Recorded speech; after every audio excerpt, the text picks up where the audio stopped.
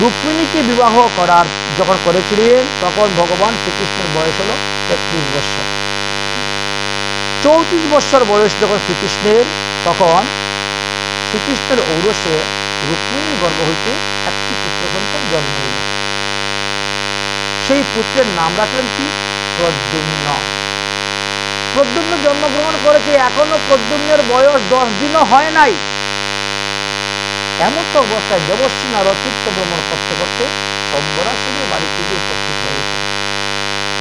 শম্বরাসুর পাদ্যর্ঘ দিয়ে সেবা পূজা করিয়ে বলছে, মহারাজ বলেন তো এই পৃথিবীতে আমার কোনো প্রতিদ্বন্দ্বী যোদ্ধা আছে কি? আমি কার হাতে মারা যাব? কে আমাকে মারবে? আমার মৃত্যু কখন কোথায় হবে? দেবশ্রী নারদ বললেন, তোমার মৃত্যু হবে শ্রীকৃষ্ণের পুত্র প্রদ্যুম্নের হাতে। এই প্রদ্যুম্ন পূর্বজন্মে ছিলেন কামদেব।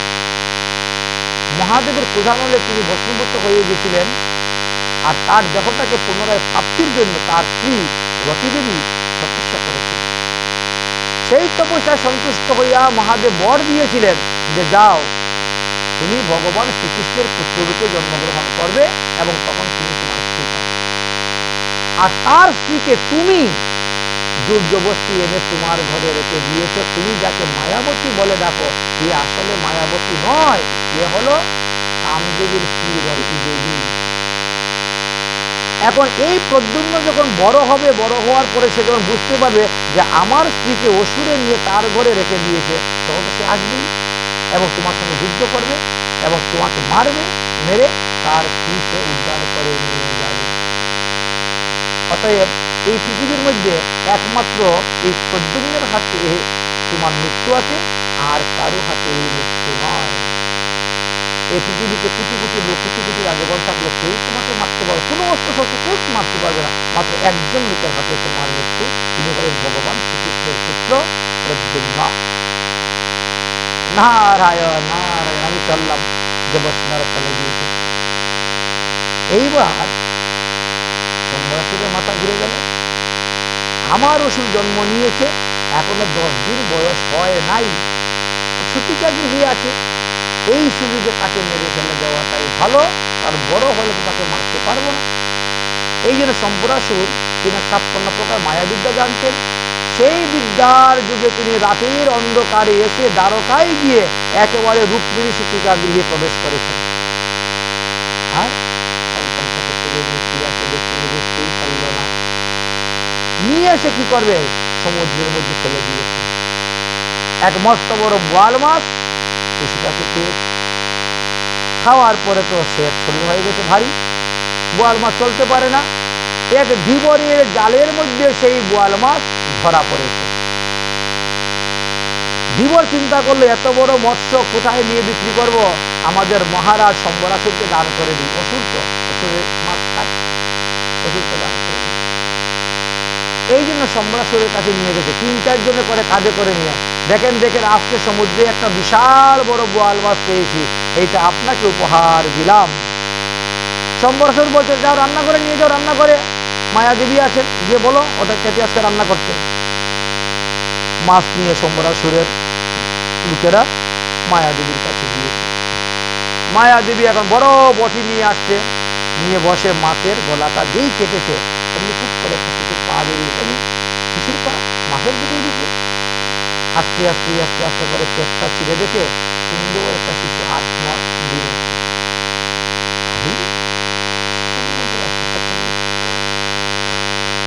ফু দিয়ে জলের ঝাপটা ঝাপটা দিতে শিশু বেঁচে গেছে। শিশু তো বেঁচে গিয়েছে।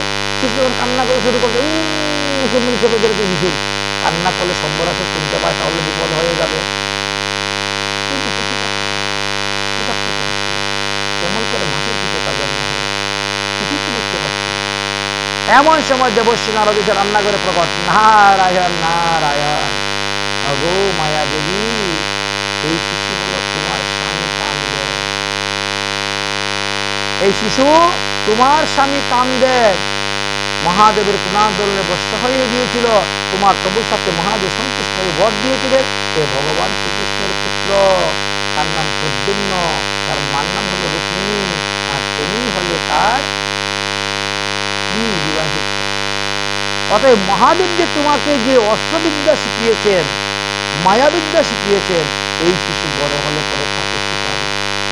এখন তাকে ভালো ভালো রাসায়নিক টনিক খাওয়াও, যাতে তাড়াতাড়ি বলবান হয়, স্বাস্থ্যবান হয় এবং যুদ্ধবিদ্যা শিখে এবার সম্রাটেরকে মেরে তোমাকে উদ্ধার করবে। এই কথা বলে চলে গেল। এই কথা বলে দেবসেনারা চলে গেলেন। সেই দিন থেকে ওই রমণী মনে প্রাণে স্বামীকে লালন পালন করে বড় করতে শুরু করলেন। কিন্তু স্বামী তো আর বুঝে নাই। স্বামী তো দেখতেছে এই মায়ের হাতে কুলে পিঠে মানুষ হচ্ছে, তাহলে এই আমার মা, তাই তিনি মা বলে ডাকতেন তার স্ত্রীকে। মা বলে ডাকতেন, মা বলে ডাকতেন। এইভাবে মা বলে ডাকতে ডাকতে ডাকতে ডাকতে 18 বছর হয়ে গেছে সম্রাটের। এই প্রদ্যুম্নের 18 বছর বয়স হয়ে গেছে। অস্ত্রবিদ্যা, যুদ্ধবিদ্যা সবই শেখা হয়ে গেছে। 18 বছর বয়স যখন হয়েছে, তখন ওই রতি দেবী এখন একটু অন্যরকম ভাব করতেছেন। কটাক্ষ, কথাবার্তা, ভাব ভঙ্গি অন্যরকম। তখন শ্রীকৃষ্ণের পুত্র প্রদ্যুম্ন বলছে, ও মা, তুমি আজকে এইরকম ব্যবহার করতেছো কেন আমার সঙ্গে? কারণ এই সমস্ত ব্যবহার তো স্বামী স্ত্রীর মধ্যে হয়, আর তুমি আমার সঙ্গে এরকম করতেছো, আমার কিন্তু বড্ড লজ্জা লাগছে, ভালো লাগতেছে না এগুলা। এতদিন ধরে তুমি কিছু করলে না, আজকে এরকম কথা করছো। তখন তিনি বললেন, তোমার 18 বছর পূর্ণ হয়ে গেছে, তুমি যৌবনে পা দিয়েছো, অতএব তুমি আমার পুত্র নয়, তুমি আমার স্বামী। তোমাকে আমি লালন পালন করে বড় করেছি মাছের পেটের ভিতর দিয়ে। এই ঘটনা, তোমার আসল পিতা হলেন শ্রীকৃষ্ণ, মা হলেন রুক্মিণী দেবী। আজ 18 বছর হয়ে গেছে, তোমার মা তোমাকে হারিয়ে পুত্র সুখে কত কান্না করতেছেন। অতএব আমি তোমাকে কিছু বিদ্যা শিক্ষা দিব, ওই বিদ্যা দ্বারা সুন্দর সুরকে বধ করে তুমি আমাকে নিয়ে দ্বারকায় যাবে। আচ্ছা, এই 18 বছর ভগবান শ্রীকৃষ্ণ তাহলে দ্বারকায় কি লীলা করছে? এই 18 বছর ভগবান শ্রীকৃষ্ণ খালি একের পর এক বিয়েই করে গিয়েছেন, বিয়েই করে গিয়েছেন। বিয়ে করতে করতে করতে করতে 16,108টা বিয়ে করেছেন 18 বছরের মধ্যে, বুঝেছেন? আর প্রত্যেকটি স্ত্রীর গর্ভে 10টা করে পুত্র, 1টা করে কন্যা। অর্থাৎ ভগবান শ্রীকৃষ্ণের 1,61,80টি পুত্র ছিল, 16,108টা কন্যা ছিল। বিবাহগুলো কিভাবে হলো সেই কথাগুলো বর্ণনা করতেছি। শুনুন। রুক্মিণীকে বিবাহ করার পর হঠাৎ করে একদিন সত্রাজিৎ নামে এক রাজা এসে উপস্থিত হয়েছে। সত্রাজিৎ রাজা ছিলেন সূর্য উপাসক। তিনি সূর্যদেবের আরাধনা করেছেন। সূর্যদেব তাহার সেবাতে সন্তুষ্ট হয়ে গলা থেকে খুলে একটা মণি দান করেছিলেন, যে মণির নাম হলো সমন্তক মণি। এই মণিকে যদি কেউ শুদ্ধ সদাচার ভাবে পূজা করে, তাহলে প্রতিদিন 8 ভার সুবর্ণ পায় একটা মণি থেকে। অথচ মণির থেকে কিছু কমবে না, মণি প্রসব করতেছে 8 ভার সুবর্ণ। সেই মণি গলায় দিয়ে তিনি এসেছেন দ্বারকায়। লোকেরা এসে শ্রীকৃষ্ণকে বলতেছে, মহারাজ মহারাজ, আপনাকে দেখার জন্য সূর্যদেব আসতেছেন। ভগবান শ্রীকৃষ্ণ বললেন, না রে না, ওটা সূর্যদেব নয়, ওটা সত্রাজিৎ রাজা। সমন্তক মণি গলায় দিয়ে এসেছেন, তাই বলে তাকে দেখতে সেরকম সূর্যের মতো আলো দেখা দিচ্ছে। বলো, এনাকে অতিথি ভবনে বসার জন্য, আমি রাজকার্য সমাপ্ত করে আসছি। ভগবান কৃষ্ণচন্দ্র রাজকার্য সমাপ্ত করে গিয়ে উপস্থিত হয়েছেন। উভয়ের মধ্যে রাজনীতি বিষয় নিয়ে আলোচনা হচ্ছে। দুই দেশের রাজা দুজন, আলোচনা হচ্ছে। আলোচনা করতে করতে করতে করতে ভগবান শ্রীকৃষ্ণ জিজ্ঞাসা করলেন, আচ্ছা বলেন তো, এই সুমন্ত পঞ্চক মণি তো বড় মূল্যবান বস্তু, এই মূল্যবান বস্তু রক্ষা করার মতন তোমার রাজ্যে কি সেই রকম বলিষ্ঠ সৈন্য আছে? তোমার রাজ্যে কতজন রথী আছে, কতজন মহারথী আছে বলেন তো? বলে, আমার দেশে একজন রথী নারী মহারথী নেই। তাহলে তোমার পরিবার? বলে, পরিবারে মাত্র 3.5 জন লোক। কে কে? আমি, আমার ভাই, স্ত্রী আর আমার কন্যা, এই হলো 3.5 জন লোক মাত্র। আপনারা মাত্র 3.5 জন লোক আর এত মূল্যবান বস্তু গলায় দিয়ে ঘুরে বেড়াচ্ছেন, এই মণির লোভে তো কেউ আপনাকে মেরে মণি নিয়ে চলে যাবে। এই মণি নিয়ে এরকম ঘুরবেন না, বরং আপনি এই মণিটা আমাকে দ্বারকায় কুশাগারে জমা দিয়ে দেন। আপনার যখন যত ধন সম্পত্তি টাকা পয়সা দরকার নিয়ে যাবেন, কারণ এই মণিতে প্রতিদিন 8 বার সুবর্ণ প্রসব করতেছে, নিয়ে যাবেন। কিন্তু সত্যজাত হ্যাঁ না কিছুই বললেন, সোজা উঠে চলে গেল, বিমনা হয়ে চলে গেল। বাড়িতে গিয়ে উপস্থিত হয়েছেন, তখন তার ছোট ভাইয়ের নাম ছিল প্রসেন। প্রসেন বলছে, দাদা এই মণিটা একটু আমাকে দেও না গো, আমার গলায় একটু দেও না, আমি একটু ঘুরে বেড়াবো মণিটা গলায় দিয়ে। আচ্ছা নিয়ে যা ভাই। মণিটা দিয়ে দিয়েছেন প্রসেন। প্রসেন সেই মণিটা গলার মধ্যে নিয়ে তিনি ঘোড়ার মধ্যে উঠে দিয়েছে চাবুক। ঘোড়া ছুটতে ছুটতে ঘোড়া চলে গেছে পাহাড়ের দিকে, জঙ্গলের দিকে।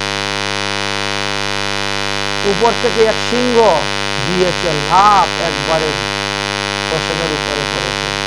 শেষ, প্রসেনও মারা গেল, ঘোড়াও মারা গেল। প্রসেনের মাংস টাংস খেয়ে মণিটা দেখতে ভালো লাগে, তাই ওই সিংহটা মণিটা নিয়ে চলে গেছে। মণিটা নিয়ে যখন যাচ্ছে তখন জাম্বুমান দেখেছে তার হাতের মধ্যে কি একটা ঝলমল ঝলমল করতেছে মণি। আমার তো অন্ধকার গৃহ, সেই অন্ধকার গৃহে যদি মণিটাকে রাখি তাহলে আমার গুফাটা আলোকিত হবে, আমার ছেলে মেয়েরা খেলতে পারবে ভালো। এই জন্য জাম্বুমান সঙ্গে সঙ্গে যুদ্ধ করলেন। যুদ্ধ করে তাকে মেরে সেই মণিটা নিয়ে তিনি গুফাতে চলে গেছেন। এদিকে সত্যজিৎ রাজা বলে, কি ব্যাপার, আমার ভাই এখনো ফিরে আসতেছে না কেন, এখনো ফিরে আসছে না কেন? একদিন, দুদিন, 3 দিন চলে যাচ্ছে, ভাইকে খুঁজতে খুঁজতে জঙ্গলে গিয়ে পাওয়া গেল ভাই মরা আছে, ঘোড়া মরা, মণি নেই। সত্যজিৎ রাজা বলছে, তাহলে কৃষ্ণ আমার মণি চুরি করেছে। কৃষ্ণ আমার কাছে মণি চেয়েছিল, আমি তাকে মণি দেই নাই, আর সে সুযোগ বুঝে আমার ভাইকে মেরে এই মণি নিয়ে চলে গেছে কৃষ্ণ। অতএব আমি তো কৃষ্ণকে চাই, কিন্তু কৃষ্ণের সঙ্গে যুদ্ধ করবেন কি দিয়ে, সাক্ষী সাজে কোথায়? কিন্তু কানে কানে বলা বলি হচ্ছে। এই কথাটি কানে কানে কানে কানে যেতে যেতে যেতে যেতে একেবারে রুক্মিণীর কানে চলে গিয়েছে। রাত্রিবেলা রুক্মিণী ভগবান শ্রীকৃষ্ণ পা টিপে দিচ্ছেন, বাতাস করতেছেন, আর রুক্মিণী কৃষ্ণকে বলো, ওগো একটা কথা বলবো, রাগ করবো না তো? না রাগ করবো, বলো। তুমি নাকি সত্যজিতের ভাই প্রসেনকে মেরে মণি চুরি করে নিয়ে এসেছো? শুনে তো কৃষ্ণ লাফ দিয়ে উঠে ঘুরে থেকে, কি বলো এসব কথা? হ্যাঁ, এইসব কথা আমি শুনতে পাচ্ছি কানে কানে, লোক বলাবলি করতেছে। ভগবান শ্রীকৃষ্ণ বলেন, এত বড় মিথ্যা কলঙ্ক আমার উপরে হয়ে গেল, কারণটা কি? তাহলে মণি কোথায় আছে দেখতে। পরের দিন সকালে ভগবান শ্রীকৃষ্ণ অনেকগুলি সৈন্য নিয়ে বলেন, চলো মণি খোঁজার জন্য জঙ্গলে। জঙ্গলে আসলেন, প্রসেনকে মৃতদেহ পেলেন, তার ঘোড়া মরা পেলেন, কিন্তু মণি পেলেন না। শরীরের মধ্যে দেখা যাচ্ছে সিংহের আচরের চাপ, এই দেখ সিংহ মেরেছে। সিংহ কোথায় আছে খুঁজো। সিংহকে খুঁজতে খুঁজতে খুঁজতে খুঁজতে পর্বতের উপর গেছে, সিংহটা মরা পড়ে আছে। সিংহটাকে কে মারতে পারবে? সিংহকে মারতে পারবে একমাত্র জাম্বুমান। জাম্বুমান কোথায় আছে খুঁজে বের করতে হবে। একেবারে সিআইডির মতো দেখেছেন, জাম্বুমানে খুঁজতে খুঁজতে খুঁজতে খুঁজতে ভগবান গিয়ে দেখেন এক বিরাট বড় লম্বা চূড়া গুফা পর্বতে। ভগবান শ্রীকৃষ্ণ তাদের দারোয়ানকে বললেন, দারোয়ানরা তোমরা সবাই দরজার সামনে দাঁড়িয়ে থাকো, গুফার সামনে, গুফার ভিতরে তোকে ঢুকতে দিবা না, আমি যাচ্ছি গুফার ভিতরে। যতক্ষণ পর্যন্ত আমি গুফার ভিতর থেকে বেরিয়ে না আসি ততক্ষণ পর্যন্ত তোমরা এক পাও এখান থেকে নড়বা না। এই কথা বলে ভগবান শ্রীকৃষ্ণ গুফার ভিতরে প্রবেশ করেছে। গুফার ভিতরে প্রথমে অন্ধকার, তারপরে যত যাচ্ছে তত আলো দেখা যাচ্ছে, আলো দেখা যাচ্ছে, তাহলে এইখানে সমন্তক মণিটা আছে। ভগবান শ্রীকৃষ্ণ গিয়া দেখেন জাম্বুমানের বাচ্চারা এটাকে নিয়ে খেলাধুলা করতেছে, বলের মতন মণিটা নিয়ে, বনে ঘুরে ঘুরে ঘুরে ঘুরে আলো দিয়ে দিয়ে যাচ্ছে, আর কি হাসি কি আনন্দ। গোবিন্দ চিন্তা করলেন যে যাই গিয়ে মণিটা নিয়ে চলে আসি। যেই মণি আনতে গিয়েছে অমনি ধাত্রীমা চিৎকার মেরে উঠেছে, চোর চোর, জাম্বুমান কোথায়? তোমার কন্যা সন্তান মেয়েদেরকে ছেলেদেরকে চুরি করার জন্য এক নর ঢুকেছে, চোর ঢুকেছে। জাম্বুবান তখন ছিলেন গুহার ভিতরে, ভগবান রামচন্দ্র পূজা করছিলেন। সঙ্গে সঙ্গে তিনি বেরিয়ে এসে কৃষ্ণকে পিছন থেকে দিয়েছেন একেবারে ঘুষি। মণি সহ কৃষ্ণ একেবারে নাকে মুখে উল্টে পড়ে গেছে। মণি ছুটতে চলে গেছে হাত থেকে কৃষ্ণ। আর শুরু হলো যুদ্ধ। আর কৃষ্ণ প্রাণপণে মারতেছেন জাম্বুবানকে মেরে ফেলার জন্য, জাম্বুবান প্রাণপণে মারতেছে কৃষ্ণকে মেরে ফেলার জন্য। দিন নেই, রাত নেই, আহার নেই, নিদ্রা নেই, মলমূত্র ত্যাগ নেই, কিছু নেই, খালি যুদ্ধ আর যুদ্ধ, খালি মার আর মার, কে কার মারতে পারে চলছে। মার চলতে চলতে চলতে চলতে 12 দিন 12 রাত গত হয়ে গিয়েছে। কৃষ্ণ তো এখনো বেরিয়ে আসতেছেন না। আর গুহার ভিতরে চিৎকার শোনা যাচ্ছে মায়ের সঙ্গে। তখন বাইরে যারা দাঁড়িয়েছিল একদম ভয় উৎপন্ন হয়ে গেছে। একজন লোক 12 দিন না খেয়ে থাকতে পারে? গুহার ভিতরে ঢুকেছে, কৃষ্ণ এখনো আসে নাই, তাহলে মনে হয় কৃষ্ণকে তো গিলে ফেলেছে, খেয়ে ফেলেছে। সেই জানোয়ারটা যদি বেরোয় তাহলে আমাদেরকে খেয়ে ফেলবে, চল চল আমরা এখান থেকে পালাই, আমরা এখান থেকে পালাই। বলে তারা 12 দিন পরে চলে গেছে। দ্বারকায় গিয়ে উপস্থিত হয়ে বলছে কৃষ্ণ আর নাই, কৃষ্ণকে খেয়ে ফেলেছে, কৃষ্ণ গুহায় ঢুকেছিল আর বেরোয় নাই। শুনে তো রুক্মিণীর প্রাণ চলে যাচ্ছে, আমি এক্ষুনি প্রাণ ত্যাগ করবো বলে তিনি প্রস্তুত হয়েছে সমুদ্রে ঝাঁপ দিয়ে প্রাণ ত্যাগ করবে। আকাশবাণী হয়ে গেল কৃষ্ণ এখনো বেঁচে আছেন, প্রাণ ত্যাগ করিও না, কিছুদিন পরে কৃষ্ণ আসবে। আর এদিকে কি হলো, যুদ্ধ করতে করতে করতে করতে 27 দিন 27 রাত গত হয়ে গেছে, এক নাগারে যুদ্ধ। 28 দিনের দিন ভগবান শ্রীকৃষ্ণ এমন জুড়ে ঘুষি মেরেছেন জাম্বুবানের বুকে, জাম্বুবান মাটির মধ্যে পরে ছটর ছটর করে কাঁপতে শুরু করেছে, একেবারে যেন প্রাণ যায়। কৃষ্ণ দাঁড়িয়ে গেছেন, জাম্বুবান হাত দিয়ে দেখাচ্ছে দাঁড়াও দাঁড়াও দাঁড়াও, আমাকে আর মারিও না, আর মারিও না। কৃষ্ণ দাঁড়িয়ে আছেন। জাম্বুবান বলছে আমি এখন বৃদ্ধ হয়ে গেছি তো, তাই না হলে তোমার যুদ্ধের স্বাদ মিটিয়ে দিতাম। আরে বিপক্ষীয় শত্রু, তুমি একটু সময় অপেক্ষা করো, আমি যাচ্ছি, স্নান করবো, তিলক করবো, আন্নিক করবো, আমার ইষ্টদেব প্রভু রামচন্দ্রের পূজা করবো, তারপরে এসে তোমার সঙ্গে যুদ্ধ করবো। যুদ্ধে পরাজিত হয়নি, তারপরে যুদ্ধ করবো, কারণ তোমার সঙ্গে যুদ্ধ করতে গিয়ে আজকে 27 দিন 27 রাত্রি হয়ে গেছে, আমি আমার ইষ্টদেবের পূজা করতে চাই, একটু ইষ্টদেবের পূজা করো। এই যে জাম্বুবান চলে গেল, স্নান করে তিলক করে আন্নিক করে তিনি ভগবান রামচন্দ্রের পূজা করলেন। একটা মালা কিনার ঘরে ছিল, সেই 28 দিন আগে, 28 দিন আগের একটা মালা ছিল, ওই মালাটা তখন ভগবান রামচন্দ্রের গলায় পড়াই। এখন আপনারা হয়তো মনে করতে পারেন বাসি ফুল দিয়ে তো ভগবানের পূজা হয় না, বাসি ফুল তো ভগবানকে দেওয়া যায় না, তাহলে 28 দিনের বাসি ফুল দিয়ে পূজা করলো সে কেমন করে? 28 দিনের বাসি মালা বললেন যে আমাদের কিছু কিছু ফুল আছে যেগুলাকে বাসি মানা হয় না, জানতে হবে।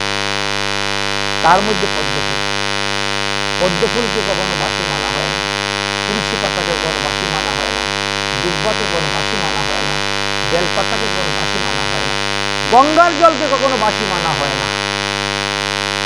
টিউবওয়েলের জল আজকে আনেন, কালকে ওটার দ্বারা পূজা হবে না। আর গঙ্গার জল 12 বছর আগের যদি ঘরে থাকে, বোতলে থাকে, তাহলে তো কাজ হবে, পুজো হবে, ধরেছেন? এই জন্য কিছু কিছু জিনিসের আছে ব্যক্তি বিশেষ, কিছু কিছু জিনিসের বস্তু বিশেষ, বুঝেছেন? এগুলা জানতে হবে, বুঝতে হবে। যাই হোক, এই পদ্ম ফুলের মালা দিয়ে রামচন্দ্রকে মালা পরিয়ে স্তুতি করে প্রণাম করে জাম্বুবান যুদ্ধের জন্য প্রস্তুত হয়ে এসেছেন কৃষ্ণের সঙ্গে যুদ্ধ করে। এসে দেখেন মালাটা কৃষ্ণের গলায়। আরে চুরের মহাচুর, তুমি কোন দিকে গিয়ে আমার মালা, আমার ঠাকুরের মালা গলায় করে নিয়ে আসো, তোমার এত বড় সাহস, এত বড় স্পর্ধা, তুমি আসতো মণি চুরি করতে, তুমি আসতো আমার ছেলে মেয়ে চুরি করতে, আর এখন তুমি আমার ঠাকুর ঘরে গিয়ে ঠাকুর ঘরের মালা চুরি করে নিয়ে আসো ঠাকুরের, তোমার গলায় মালা আসলো তোমার গলায়? না, আমি তো মালা চুরি করতে যাই না, যাই না। দেখে গিয়ে দেখে ঠাকুরের গলায় মালা আছে, ভাই তো দুটো মালা কোথা থেকে আসবে? আর 28 দিনের কেউ যায় নাই ফুল আনতে, ফুল তুলতে, ফুল পারতে, 28 দিনের আগের বাসি মালা ছিল, কিন্তু এই বেচারার গলায় মালা আসলো, দুটা মালা আসলো কোথা থেকে? তার মাথা তো আর ধরে না, কাজ করে। এই সত্যি করে বলো, তুমি মালা কোথায় পেয়েছো?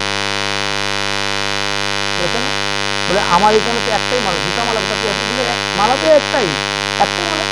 তোমার গলায় একটা মালা, রামচন্দ্র গলায় একটা মালা। বলে যাও দিয়ে দেখো রামচন্দ্র গলায় মালা আছে কিনা। দিয়ে দেখো রামচন্দ্র গলায় মালা নেই।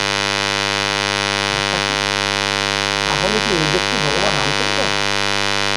আমাকে পরীক্ষা করার জন্য কি তিনি এইরকম রূপ ধারণ করে এসেছেন? তাহলে তো অপরাধ হয়ে গেছে। চিন্তা করতে করতে করতে সেই পুরানা সময়ের কথা মনে পড়েছে। আরে রাবণ যখন বধ হয়েছিল তখন ভগবান রামচন্দ্র সবাইকে আশীর্বাদ দিয়েছিলেন এক একটা করে। তখন জাম্বুবানকে রামচন্দ্র আশীর্বাদ দিয়েছিলেন, তোমার শরীরে 10,000 সিংহের বল হবে। জাম্বুবান তখন বলছিল, প্রভু এখন তো আর রাবণ নাই, রাবণ থাকলে তার সঙ্গে যুদ্ধ করে বুঝতে পারতাম 10,000 সিংহের বল আছে কিনা আমার শরীরে। আর কার সঙ্গে যুদ্ধ করে দেখবো? ভগবান বললেন আমার সঙ্গে। না না, আপনি তো আমার প্রভু, আপনার সঙ্গে যুদ্ধ করবো কেন? বলে তাহলে এই জন্ম না, তাহলে পরজন্মে যখন আমি কৃষ্ণ অবতার নিয়ে আসবো তখন আমি তোমার সঙ্গে যুদ্ধ করব, আর তখন তুমি বুঝতে পারবে তোমার শরীরে এই 10,000 সিংহের বল আছে কি না। তাহলে তো সেই ভগবান রামচন্দ্র কৃষ্ণচন্দ্র রূপে এসেছে, নিশ্চয়ই এই বেচারা কৃষ্ণ হবে। জাম্বুবান বুঝে নিল, এসে চরণে পড়লে, প্রীতি ভক্তি করলে। ভগবান শ্রীকৃষ্ণ বলে, শুনো, আমি শুধু খালি এই মণিটাকে নিতে এসেছি। এই মণির কারণে আমার মধ্যে বিরাট বড় একটা কলঙ্ক লেগে গেছে। আমি নাকি সত্যজিৎ রাজার ভাই প্রসেনকে বধ করে মণি চুরি করেছি। আমার এই কলঙ্ক দূর করার জন্য তুমি আমাকে মণিটা দাও, আমি নিয়ে মণিটাকে দেখাইব রাজসভার মধ্যে, আবার সেই মণি তোমাকে এনেই দিয়ে দিই। জাম্বুবান মনে মনে চিন্তা করল, এমন সুযোগটা হাতছাড়া করা যায়? প্রভু, মণি আপনাকে একবারে আমি দান করে দিব, মণি আর আমাকে চিরজনে দিতে হবে না। না, তুমি এক শর্ত আছে। কি শর্ত? বলে আমার কন্যা জাম্বুবতীকে তোমায় বিয়ে করতে হবে। আমার কন্যা জাম্বুবতীকে বিবাহ করবে, আর কন্যাদান করার পরে দানের যৌতুক দিতে হয়, আর যৌতুক হিসাবে এই মণি আপনাকে দান করবে। এখন ভগবান শ্রীকৃষ্ণ চিন্তা করতে পারবেন, কারণ নিয়ম আছে বড় রানী অনুমতি দিলে পরে বিবাহ করা যায়। বড় রানী অনুমতি দিলেন, বড় রানী এখন দ্বারকায় আর আমি আছি এখানে, এখন বিয়ে না করলেও তো মণিটা পাওয়া যাবে না। বড় রানী অনুমতি দেওয়া হচ্ছে না, কি করবো? মানে দুমনা হয়ে গেছেন কৃষ্ণ, হা না কিচ্ছু বলছেন না। এমন সময় জাম্বুবতী এসে ভগবান শ্রীকৃষ্ণের চরণ খুলে পড়ে গেছে। পরে 2 হাত জোর করে মিনতি করতেছেন, আর জি হামারি মর্জি তোমারি, হে নন্দন নন্দন বাকে বিহারি, আর জি হামারি।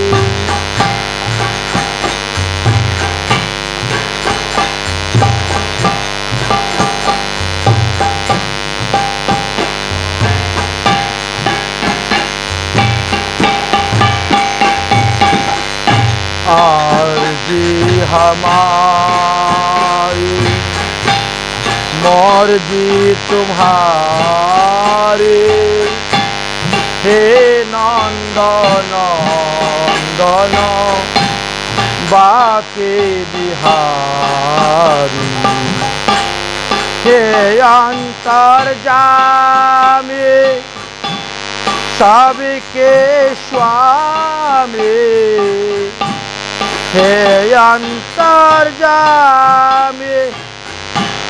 सबके स्वामी, हे नंदन नंदन बाके बिहारी, आरज़ी हमारी मर्जी तुम्हारी, हे नंदन नंदन बाके बिहारी हे अविनाशी घाट घाट के बाके हे अविनाशी घाट घाट के बाके हे नंद नंदन बाके बिहारी हमारी मर्जी तुम्हारी हे नंद नंदन बाके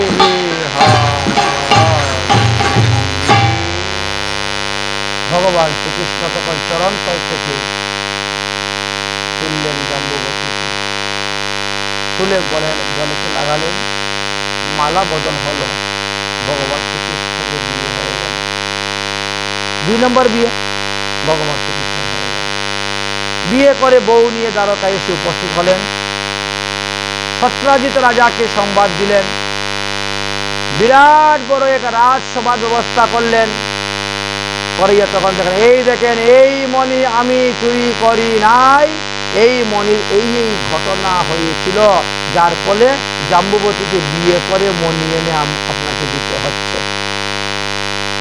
কথাটা শুনলেন সত্রাজিত রাজা বড় লজ্জা পেয়ে গেলেন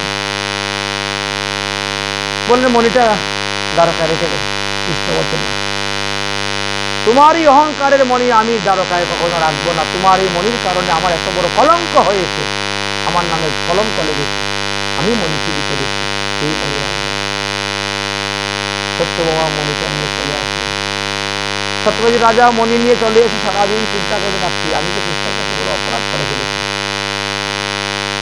ভগবান শ্রীকৃষ্ণ গুরুদেবকে জিজ্ঞাসা করলেন গুরুদেব কোন পাপের ফল আমার নামে এত বড় মিথ্যা কলঙ্ক আমি তো কখনো মণি চুরি করিনি তাহলে আমার নামে এত বড় মিথ্যা কলঙ্ক বলে ভাদ্র মাসে চতুর্দশীতে যে ব্যক্তি আকাশে চন্দ্র দেখবে তার কলঙ্ক লাগবে সামনে আসতেছে ওই দিন আকাশের দিকে তাকাবেন কারণ ওই দিবসে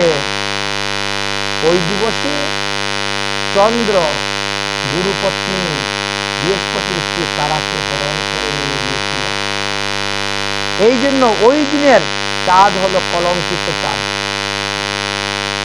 এই কলঙ্কিত চাঁদকে যে দেখবে তারই মিথ্যা কলঙ্ক লাগবে তার মুক্ত হবে কেমন করে বলে এই যে কাহিনী শুনল যারা যারা এই কাহিনী শুনেছেন তারা চন্দ্র দশা সত্ত্বেও তাদের কলঙ্ক আর লাগবে না এই জন্য এই কাহিনীর কথা আলোচনা আচ্ছা সত্রাজিৎ রাজার একটা মাত্র কন্যা ছিল নাম হল তার সত্যভামা এবং সত্যভামার বিয়ের ব্যবস্থা করা হয়েছিল শতধন্যার সঙ্গে বিয়ের অধিবাস দেওয়া মঙ্গলাচরণ হয়ে গেছে আর তখন তিনি কি করছে তিনি বলছেন না শতধন্যার কাছে বিয়ে দিব না আমি কৃষ্ণর কাছে আমার মেয়ে দিয়ে দিব আর এই মণিটা কৃষ্ণকে দিয়ে দিব বুদ্ধি পাল্টে গেল আমার মেয়ে আমি যার খুশি করে তার কাছে দিয়ে দিব সত্রাজিৎ রাজা সকালবেলা সত্যভামাকে সুন্দর করে সাজিয়ে গুজিয়ে বউ সাজিয়ে নিয়ে গিয়ে উপস্থিত কৃষ্ণ দ্বারকাধীশ জয় হোক কৃষ্ণ বলছেন কি ব্যাপার বলে দেখো বাবা যা হওয়ার হয়েছে আমি তোমার অনেক ভুল করেছি এবার এই ভুল সংশোধনের জন্য আমি এনেছি আমার মেয়েকে তুমি বিবাহ করো আর যৌতুক রূপে এই মণি তুমি গ্রহণ করো ভগবান শ্রীকৃষ্ণ বলছেন রুক্মিণী কি করবো গো এবার বড় রানীকে জিজ্ঞেস করতে রুক্মিণী কি করবো রুক্মিণী বলছে জাম্বুবতীকে বিয়ের সময় কি আমাকে জিজ্ঞেস করেছিলে কি করব হ্যাঁ আর এখন তোমাকে বিয়ে করার সময় জিজ্ঞেস করছো আমি কি করব তোমার যা ভালো মনে হয় তাই করো ঠিক বলেন যে ঠিক আছে তাহলে আপনার মেয়েটা বিবাহ করতে পারি কিন্তু আপনার মণি আমি গ্রহণ করব যৌতুক কারণ হয়েছে এর থেকে আমার কলঙ্ক আসছে এই জন্য আমি এই মণি গ্রহণ করব বলে তাহলে আমি থাকলে, আমার কাছে থাকলে যে আমার মৃত্যু হবে, ভয় থাকবে, সেটা পরের কথা। কিন্তু শাস্ত্রে একটা নিয়ম আছে, যাহার কোনো ছেলে নাই তার মেয়ের দিকের নাতি সেই সম্পত্তির মালিক হয়। সুতরাং আমার ঔরসে তোমার কন্যার গর্ভে যে সন্তান হবে তোমার নাতি হবে। ওই নাতিমুখ যখন তুমি দেখতে আসবা তখন এই মণিটা তুমি নাতিকে দিয়ে দিও, ঝামেলা, তার দুষ্কারী নেই।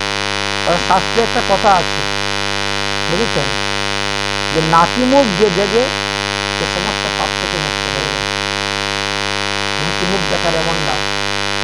নিঃসন্তান জনের থাকে যদি অর্থ ধন, সেই জনের মালিক হয় জীবিকা নন্য, কন্যার ছেলে হয়। অতএব ঠিক আছে, মণি নিয়ে চলে গেলেন সত্যজিৎ রাজা। এদিকে অক্রূর, কৃতবর্মা আর শতধন্বা তিনজনে বসে যুক্তি করতেছেন। এই শতধন্বা, তোমার সঙ্গে বিয়ের ব্যবস্থা হলো, মঙ্গলাচরণ হয়ে গেল, আর এখন সত্যজিৎ রাজা তোমার কাছে মেয়ে বিয়ে না দিয়ে কৃষ্ণের কাছে মেয়ে বিয়ে দিয়ে দিল। দেখলে না, তুমি পেলে রাজকুমারী, না পেলে রাজ সম্পদ, না পেলে মণি, সব থেকে তুমি বঞ্চিত হবে। শতধন্বা বলছে আমি এত সহজে হাল ছাড়বো না, মেয়ে রাজকুমারী পাই আর না পাই, মণি তো আমি নিবই। তো মণি কেমন করে নিবে? দেখো, আজকে রাত্রেই লুকিয়ে ঢুকে পশুর মতো কেটে কুচি কুচি করে মনে নিয়ে চলে আসবে। চলে গেল, সেই সবই অপকর্ম করলো। সত্যজিৎ রাজাকে মেরে কেটে কেটে কুচি কুচি করে মণি নিয়ে চলে আসছে। মণি নিয়ে চলে আসছে, সংবাদ দিয়ে পৌঁছেছে দ্বারকায় যে শতধন্বা তোমার বাবাকে মেরে দিয়েছে গো সত্যভামা, তোমারে বিয়ে করতে পারে নাই বলে তার প্রতিশোধ নিতে গিয়ে তোমার বাবাকে মেরেছে। তখন তো তিনি কেঁদে আক্রান্ত। ভগবান শ্রীকৃষ্ণ তখন ছিলেন দ্বারকা থেকে হস্তিনাপুরে চলে গেছিলেন, কারণ তখন দ্বারকায় সংবাদ এসেছিল যে পঞ্চপাণ্ডবের লাক্ষা গৃহে পুড়ে মারা গিয়েছে। আর এই কারণে কৃষ্ণ বলরাম এরা সব হস্তিনাপুরে চলে গেছিল। আর ওই সুযোগ পেয়ে শতধন্বা এত বড় জঘন্য কাজটা করে ফেললেন। কিন্তু সত্যভামা হাল ছাড়লেন না। সত্যভামা উগ্রসেনের অনুমতি নিয়ে বলেন আমাকে নিয়ে হস্তিনাপুরে পৌঁছাও। সত্যভামা হস্তিনাপুরে গেলেন, শ্রীকৃষ্ণকে বললেন আমার বাবাকে যে বধ করেছে তাকে বধ করা চাই, তাকে বধ করে মণি নিয়ে আসো। ভগবান শ্রীকৃষ্ণ তখন বলরামকে বললেন যাও, তুমি সত্যভামাকে নিয়ে দ্বারকায় যাও, আমি যাচ্ছি শতধন্বাকে খুঁজ করতে। শতধন্বাকে খুঁজে বের করলেন, তার সঙ্গে যুদ্ধ করলেন, তাকে বধ করলেন, কিন্তু তার শরীরের মধ্যে মণি পেলেন না। মণি কোথায় গেছে?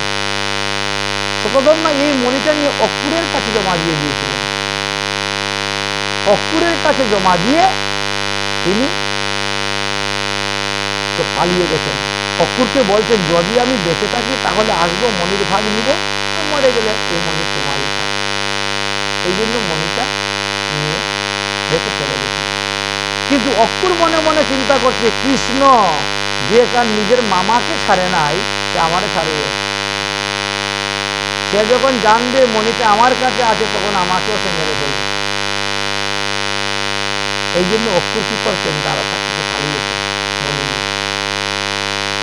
পালিয়ে কোথায় গিয়েছেন? মামার বাড়ি কাশী। কাশীতে মামার বাড়িতে এসেছেন। প্রতিদিন 8 বার সুবর্ণ আর 8 বার সুবর্ণ বিক্রি করে যে টাকা পান সেই টাকা দিয়ে বৈঠক সভা চলছে।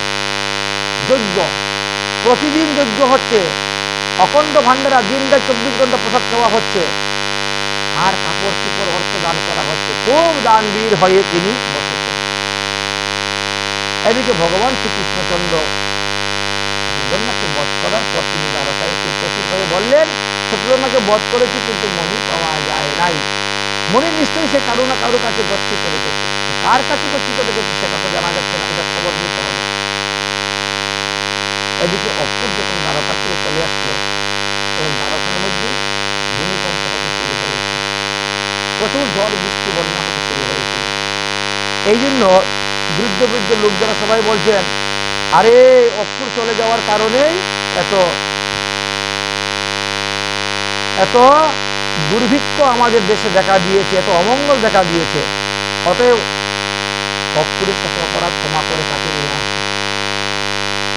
ভগবান শ্রীকৃষ্ণ জানেন যে অক্রুরের কাছে মনীষা আছে। ঠিক আছে, ভগবান শ্রীকৃষ্ণ রওনা হলেন, হয়ে তিনি আসে উপস্থিত হলেন কাশীতে। কাশীতে এসে দেখছেন অক্রুর দান ছত্র খুলে বসে আছে, অকাতরে দান করতেছে। ভগবান শ্রীকৃষ্ণ চিন্তা করলেন, বাহ, সে যথার্থ কাজ করতেছে। প্রতিদিন 8 বার সুবর্ণ পাচ্ছে, আর 8 বার সুবর্ণ দিয়ে সেসব দান দক্ষিণা করছে, নিজের কাজে ব্যবহার করতেছে না। ভালো, কৃষ্ণ প্রসন্ন হয়ে গেল, দান দেখে দান ধর্ম দেখে। তারপরে কৃষ্ণ বলে, কাকাজি কাকাজি, আরে দানবীর বাবা, সত্যি তোমার মতো লোকের কাছে মনি থাকাটা যোগ্য। অক্রুর একটা এখন প্রাণ নিঃশ্বাস কি না কি হয়, কিন্তু কৃষ্ণ প্রসন্ন। আমি জানি তোমার কাছে মনি আছে, কিন্তু তুমি মনি সদ্ব্যবহার করতেছ। তুমি প্রতিদিন যে হাজার হাজার দিন দারিদ্র নারায়ণের সেবা করতেছো, এটা আমি প্রসন্ন, সন্তুষ্ট। অন্নদান করতেছো, বস্ত্রদান করতেছো, অর্থদান করতেছো, খুব ভালো।